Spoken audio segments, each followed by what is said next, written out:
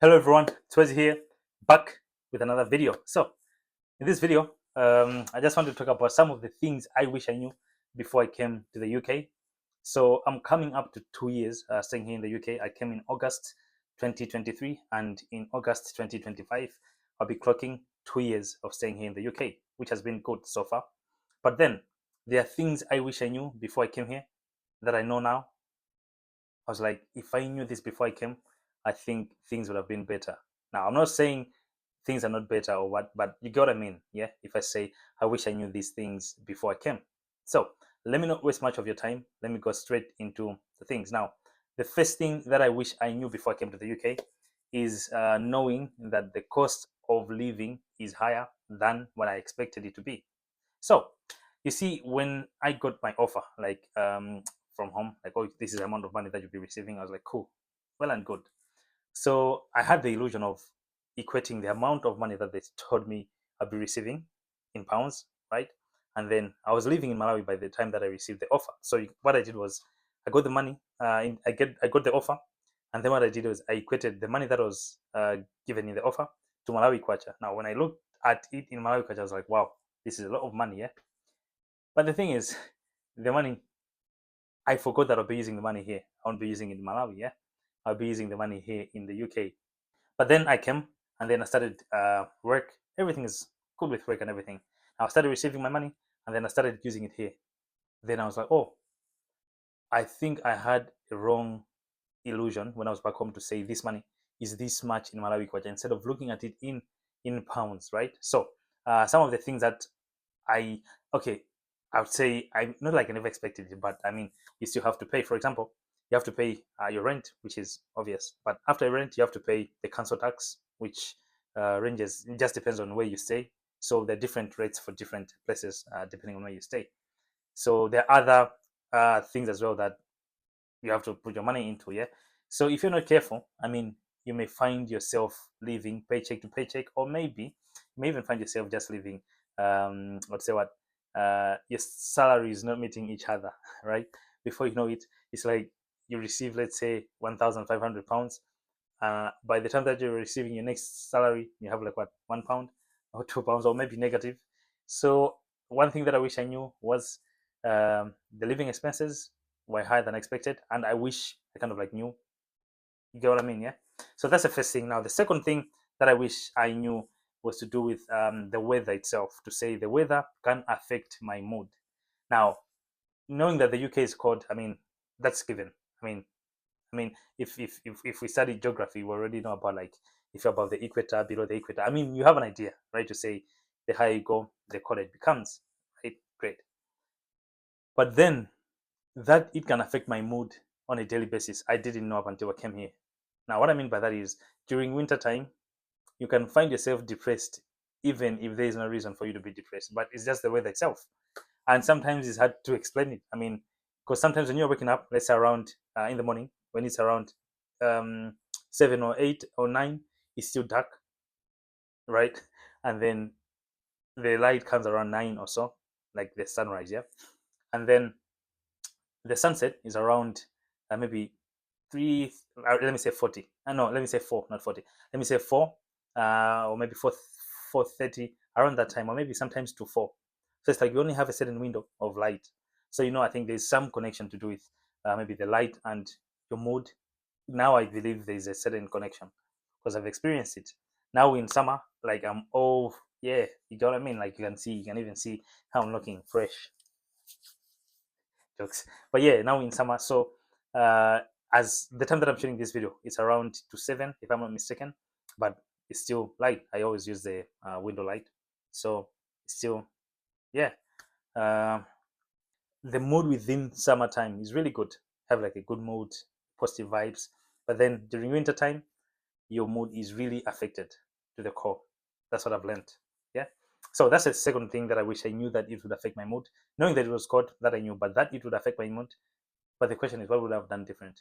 I mean, the knowledge would have helped me maybe, but yeah, you get what I mean, yeah. So that's the second thing. Now, the third thing that I wish I had known before I came here to the UK is that the British accents vary a lot. Now, I stay in Inverness in the Highlands in Scotland, up in the north. And to be honest, to say the accent here is really good. When I was coming, I was like, you know what? I think I won't be able to hear like most of what they say, but then it's so good, to be honest. But then there are other places here in Scotland that when they speak, sometimes you never hear what they've said. So like they say something like what? They say something like what? What did you say? Say it again. Say it slowly. Like for you to get it, right? So you really just have to kind of like. So I would say it just depends on where you stay. In other places, I think I've been in Glasgow before. In Glasgow, it's just sometimes you don't get what this like.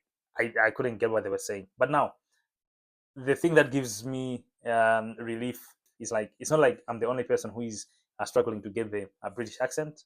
Sometimes even British people find it difficult to get some of the accent. So I'm like, you know what? I'm relieved I'm not the only one. You get what I mean? So like I'm the only one here. But yeah, so that's one of the things. But then it's been okay to be honest. Now I think I've kind of like gotten used to it. The ears have adjusted to it. I'll give you a simple example. I went to play football the other day. So I got myself into a team. So I play football, right? Like social football. So after halftime, I was close to the referee. So he was asking me, "Have you made any subs?" Right? So he said it in a way that I could not get it. Right? I was like, "Oh, what did you say?" He said, "Have you made any subs?" But he said it fast, and I just couldn't get it. He said it again. I was like, "What did you say?" I was like, "No, I'm not kidding." Then finally, I got it. I think he said it slowly or something else. But yeah, so that's one thing that I would say. I wish I knew to say the accents are different, or maybe they vary a lot depending on where you are. I think if you go down in England, I think they also have their own, depending on where you stay. There's the one in Liverpool. I think that's the one, the Scouse, as I call it. But yeah, so it just depends on where you stay, and yeah, but it's all good. So good getting to hear different accents. Sometimes you can be in a room that one is speaking another accent, another one is speaking another accent, and then there's you like myself.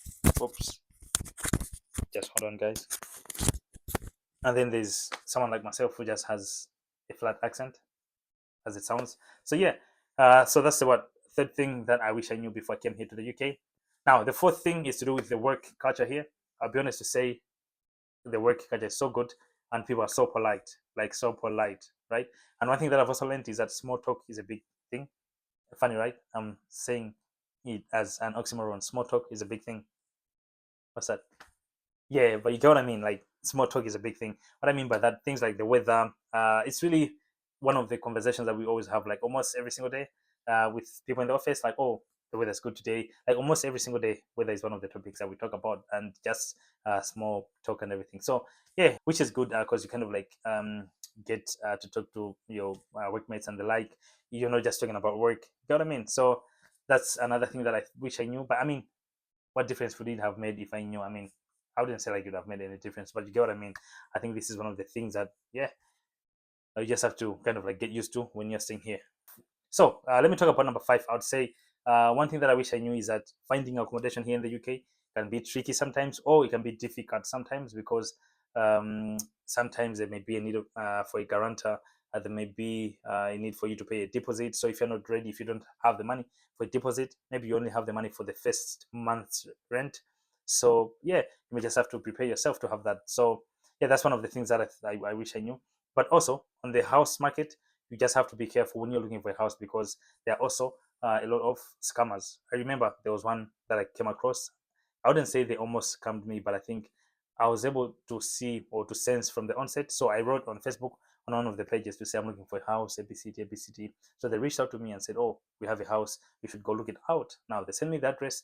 I went to the address, and the guy said, "You know what?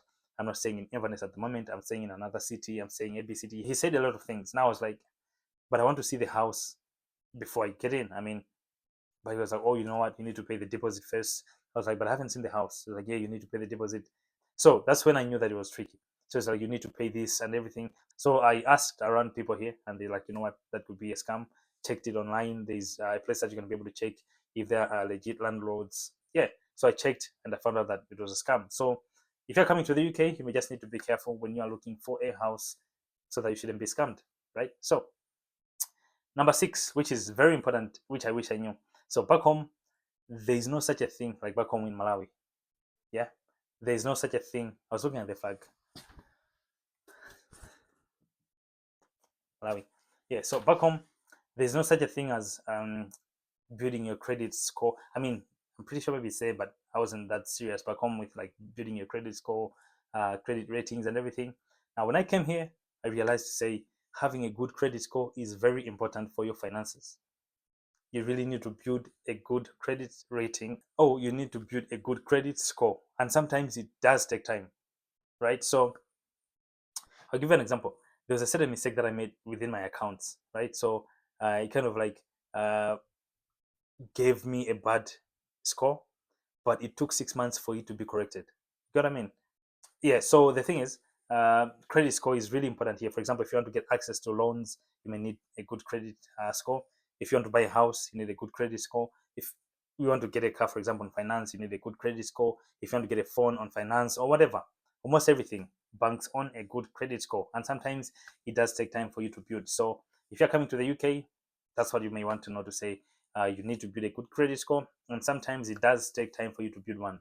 Yeah, so you need to be patient, right? Yeah, so that's it, guys. Those are the 6 things that I wish I knew before I came here in the UK. Now that I've been here, I've been able to kind of like know these things now. I wish I knew them back then, but as I said, it's not like I'm worse off, if you get what I mean. But yeah, I hope you do find this video helpful. If you're planning to come here to the UK, maybe these are some of the things that you may want to look into or maybe consider as well. So yeah, I'll see you guys in the next video. Peace.